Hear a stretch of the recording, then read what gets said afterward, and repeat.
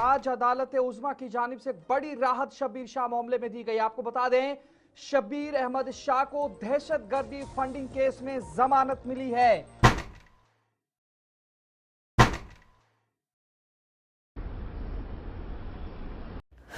Assalamu alaikum. My father Shabir Shah was granted bail by the Supreme Court of India after nearly 10 years of continuous confinement at Tihar jail and 39 years of total imprisonment till now. But the truth the people don't know is he was never released from Tihar jail. People were made to believe that he was released and then rearrested again. That never happened. What is following instead is an endless cycle of delays, transfers from one jail to another in 3-decade-old cases registered and reopened from the early 1990s and 1980s across different districts of Kashmir, repeated court appearances in Jammu court, and a process that has emotionally destroyed our family.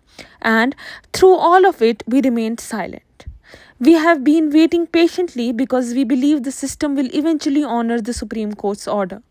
There were days, not once but twice, when we cooked food believing today Baba will finally come home. And then suddenly everything would change.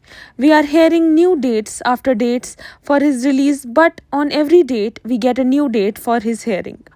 On one moment we are in Srinagar, Kashmir, then back to Delhi, then back to Srinagar and Delhi again. Now, since last 1 month, we three, me, my mother and my sister, are scattered, one in Kashmir, one in Jammu and one at Delhi. Our lives are reduced to courtrooms, endless journeys, prisons and endless waiting. As we were waiting for his release from Tihar, came another shock.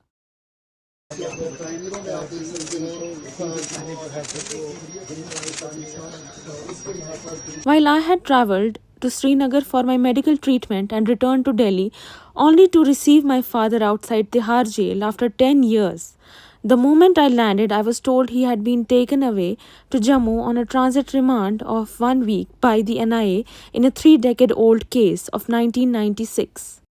ये 20 साल पुराना case है 96 का और एक parallel procession में आपने participate किया है, where the allegation is merely that he attended a funeral as per the media reports. His 1-week remand kept on getting extended repeatedly. He was produced in court multiple times. Media captured him. The entire world saw his condition.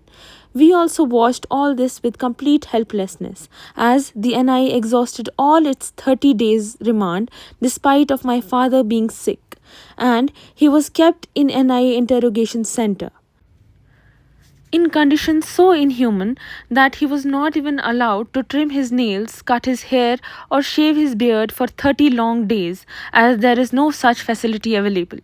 And despite severe illness, despite struggling even to step out of a vehicle, despite visible weakness, physical weakness, he still smiled courageously. But how long must a human being keep proving his strength before the system shows humanity? The Supreme Court granted him bail on 12th March. And today it's May.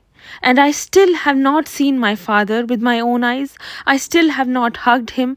I still wake up every single day waiting. The entire ordeal has consumed me mentally and emotionally in ways I cannot even explain. Now, yesterday he was shifted to Kot Balwal jail, Jammu. Now we have to complete another set of jail procedures. And even if he gets bail in this 1996 case, he will again be taken back to Tihar jail in Delhi. After which we must begin fighting district-wise cases of 80s and 90s one by one all over again. How is this justice? How does a man get bail from the Supreme Court and still remain trapped inside prisons, transferred from one state to another, from one jail to another, going through the remands after remands and endless procedural delays? And the most painful part is the doctors at Safdarjung Hospital in Delhi reportedly took a written undertaking from him stating that if anything happens to him, God forbid, neither the hospital nor the jail would be responsible. My question is then who will be responsible if something happens to Baba?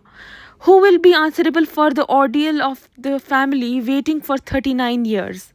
Who will be answerable to a daughter waiting to embrace her father since last 10 years? And who will be answerable for a system that grants liberty on paper but not in reality? This is not politics at all. This is about humanity. This is about dignity. This is about whether justice in India still has meaning beyond documents and headlines. This is about a daughter's love for her father. Again, this is not against any country, against any government, against the courts. This is not against anyone. This is only and only about a daughter's love for her father and a helpless daughter standing and waiting for justice to prevail. Thank you.